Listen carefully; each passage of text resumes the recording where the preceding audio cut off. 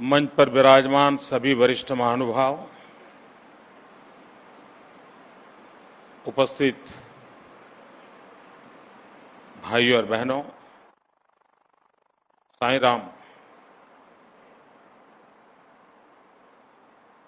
वेंकैया जी ने मेरा काम सरल कर दिया कि अब किसी के नाम बोलने नहीं है, ना कभी चिंता रहती है किसी का नाम छूट जाता है। वेंकैया जी का सुपरफास्ट एक्सप्रेस की तरह भाषण सुन लिया आपने।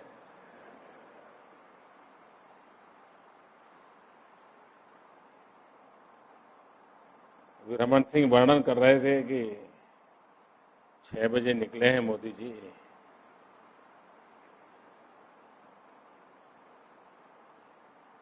संडे हॉलीडे होता है, मेरे लिए रियल साइंस में हॉलीडे होता है। मैं हॉलीडे के संबंध में कहता हूँ पवित्र दिवस। सारे काम जितने कर सकते हैं करना चाहिए। और मैं जब शाम को बिस्तर पे जाऊंगा तब तक 5 राज्यों का आज मेरा दौरा हो गया हो।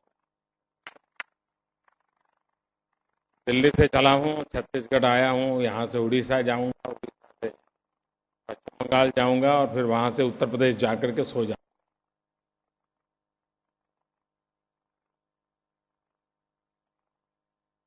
जनता जनार्दन जब कोई जिम्मेवारी देती है तो पूरे मनोयोग से पूर्ण करने का प्रयास करना चाहिए। हर किसी ने कोशिश करनी चाहिए। आज यहाँ मुझे साईं बाबा की प्रतिमा का अर्पण करने का अवसर मिला।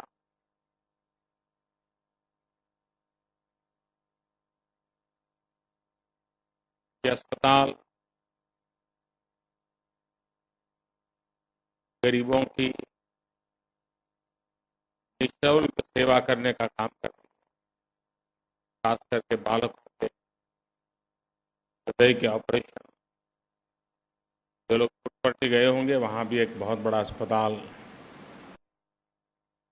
साईं बाबा सामाजिक काम पर लोगों का बहुत कम ध्यान जाता है।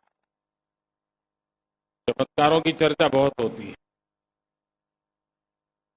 लेकिन उन्होंने जो पानी में काम किया है, शिक्षा में काम किया, स्वास्थ्य में जो काम किया, ये सचमुच में बहुत प्रेरक है। एक भी चमत्कार की चर्चा न करे तो भी ये काम अपने आप में बहुत बड़ा चमत्कार है। बाबा के इस महान सामाजिक कामों को प्रणाम। आज यहाँ एक नई नीति का प्रारूप आपके सामने प्रस्तुत किया गया। इनोवेशन एंड रमन जी सरकार को बधाई देता हूँ। उन्होंने सोचा और सरकार क्या करेगी, क्या कर सकती है, लोगों को क्या करना चाहिए, सरकार और लोग मिलकर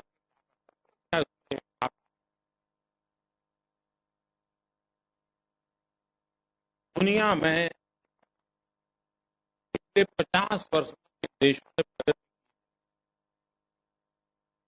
अगर उसकी तरफ नजर करें तो ध्यान में आता है उन देशों की प्रगति के मूल में एक बात है, इनोवेशन।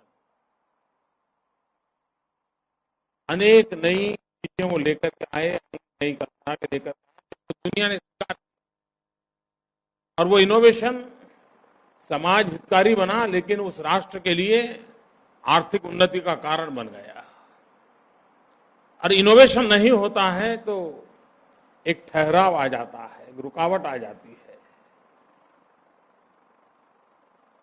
जीवन समाज का एक सहज स्वभाव होना चाहिए कि वो युगानुकूल परिवर्तन करता रहे।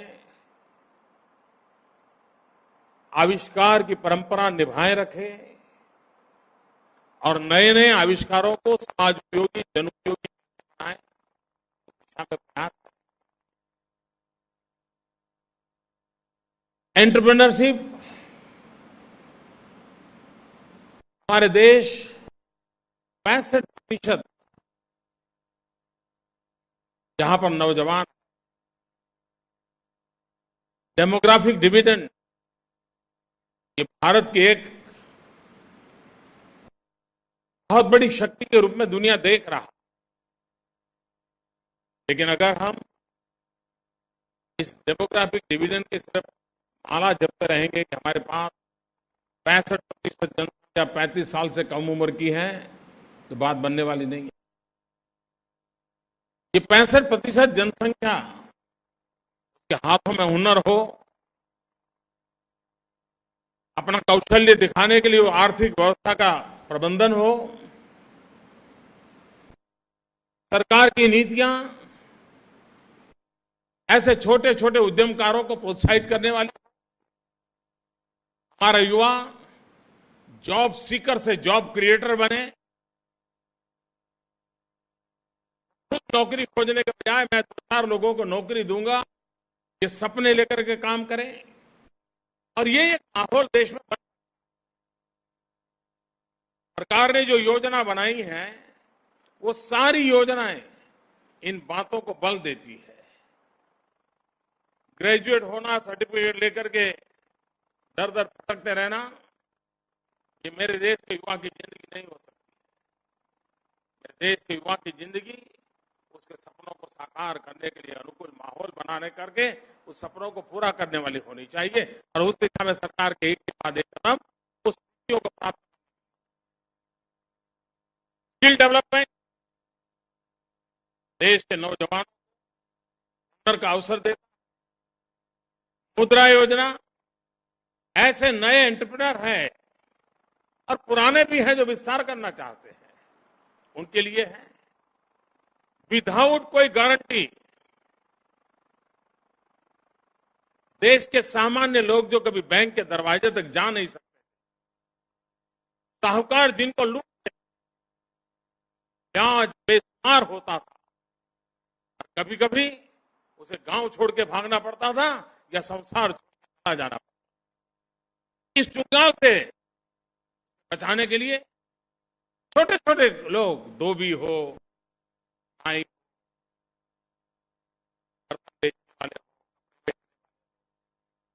अगरबत्ती बेचने वाले हो, पूजा का सामान बेचने वाले हो, सामान्य लोग 5,000 का 10,000 का चाहिए तो भी साहूकार के यहां जाकर एक प्रकार से अपने आप को गिरवी रखा। मुद्रा योजना के तहत 50,000 से लेकर के 10 लाख तक विदाउट गारंटी ऐसे लोगों को पैसा देने का प्रबंध शुरू कर दिया है। अब तक 2 करोड़ लोगों को राशि दे दी गई है और करीब करीब 1 लाख करोड़ से ज्यादा राशि दे दी गई है। किसी भी प्रकार की गारंटी मांगे बिना दे दी गई है। ज्यादा ये है वो अपना कारोबार बढ़ाएं ताकि उसमें गरीबों को वो रोजगार दें, एक दे, 4 दे, लेकिन और इससे दुनिया में एक प्रचलित मान्यता रही है कि आर्थिक विकास के लिए एक प्राइवेट सेक्टर,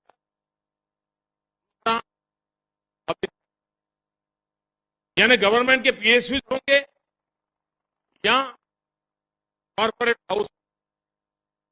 भारत जैसे देश में एक तीसरी विधा की आवश्यकता है। उस तीसरी विधा पर मैं बल दे रहा हूं और वो है प्राइवेट सेक्टर का अपना उपयोग है, पब्लिक सेक्टर का अपना उपयोग है, लेकिन पर्सनल सेक्टर जहां हर व्यक्ति एक एंटरप्रेन्योर बने। और ये जो नीति लेकर के आज छत्तीसगढ़ आया है,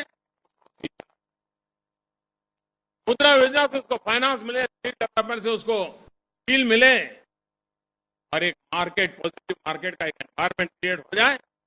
और है ये जो 2 करोड़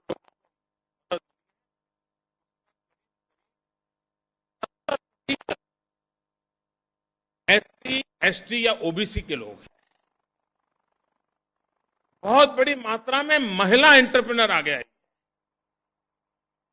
ये जो ताकत खड़ी हो रही है, लेकर के आए, मैं मानता हूँ करके ये दोनों की काम आएगी और केंद्र सरकार और राज्य सरकार की शक्ति मिलती है, तेजी बहुत बढ़ जाती है।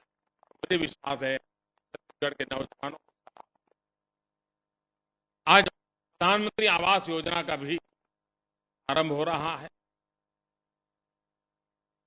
देश की आजादी के 5 करोड़ परिवार ऐसे हैं जिनके लिए आवास निर्माण आवश्यक है। करीब 2 करोड़ शहरों में है, 3 करोड़ गांव। और ये वो लोग हैं जो अपने बलबूते पर मकान बना पाए, वो संभव नहीं है।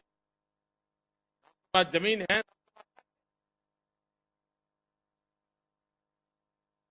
विकास के लिए व्यवस्थाएं कभी कभी बहुत बड़ा रोल,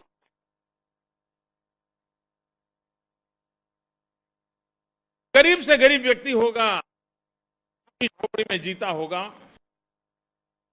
वो जीने के तरीके रात को सोने के परिवार का माहौल बनता है। लेकिन अगर उसको एक छोटा सा मकान भी दिया जाए, वो पैसे भरने के लिए तैयार होता है। लेकिन सरकार अगर मदद करे, बैंक अगर मदद करे, पब्लिक प्राइवेट पार्टनरशिप मॉडल आगे बढ़े, एक बार मकान हो जाता है तो उसका मन कर जाता है। मकान आते हैं तो प्रवेश जहां होता है, शहर पहुंचने के लिए भी कुछ रखना चाहिए। होता है चलो यार 10 रुपया बचा लो। तो लगता है कि लोग आते हैं जो भी चलता था, अब थोड़ा दरी वरी लानी पड़ेगी, थोड़ा पैसे बचाता है, दरी देता है अगले महीने। फिर थोड़े दिन हो जाते उसको लगता है नहीं, अब तो बच्चों को पढ़ना चाहिए, तो पढ़ने के लिए एक बार 4 दीवारी आ जाती है, छत आ जाती है, उसके सपनों में जान आ जाती है और वो नई नई चीजें करने लगते। और इसलिए ये प्रधानमंत्री आवास योजना वो इंफ्रास्ट्रक्चर नहीं है। ये प्रधानमंत्री आवास योजना ये उन दीवारों को खड़ी करने के लिए नहीं है जो किसी को जगह दे देंगे, वो उन सपनों को जान भरने का एक बहुत बड़ा कार्य है, जो हिंदुस्तान के गरीब से गरीब व्यक्ति को अपना, और इंसान तो सामान्य व्यक्ति के बच्चे की इच्छा, हर किसी की इच्छा, लेकिन उस गरीब की इच्छा पूरी नहीं होती। और कोई गरीब मरने के बाद अपने बच्चों को विरासत में गरीबी देना नहीं चाहता। गरीब से गरीब माँ बाप भी अपने बच्चों को गरीबी विरासत में देकर के जाना नहीं चाहता है, वो भी उसको कुछ देकर के जाना चाहता है। सरकार ने देखा 2022 भारत की आजादी के 75, क्या अभी से देश का हर नागरिक, देश की सभी सरकारें, देश की स्थानीय स्वराज की सभी संस्थाएं, जो भी सार्वजनिक जीवन में या व्यक्तिगत जीवन में सोचने वाले लोग हैं, उन सब ने 2020 के लिए एक संकल्प, 2022 जब देश की आजादी के 75 साल होंगे, जिन महापुरुषों ने देश की आजादी के लिए बलिदान दिया, जवानी जेलों में खपाई, फांसी के फंदे पर लटक गए, पीठ पर पुलिस के डंडे खाए, उन लोगों को जिन्होंने इतना त्याग किया, तपस्या की और हमें आजादी दी, उनको आजादी के 75 साल के वर्ष पर हम क्या दे सकते हैं, उसका संकल्प हर देशवासी का हो। हम उनको कैसा भारत दें, भारत की आजादी के दीवानों को आजादी के 75 साल पर कैसा भारत दे, ये सपना देखना चाहिए। हमने एक सपना देखा है कि जब आजादी के 75 साल हो तब हिंदुस्तान के गरीब को भी अधिकार हो।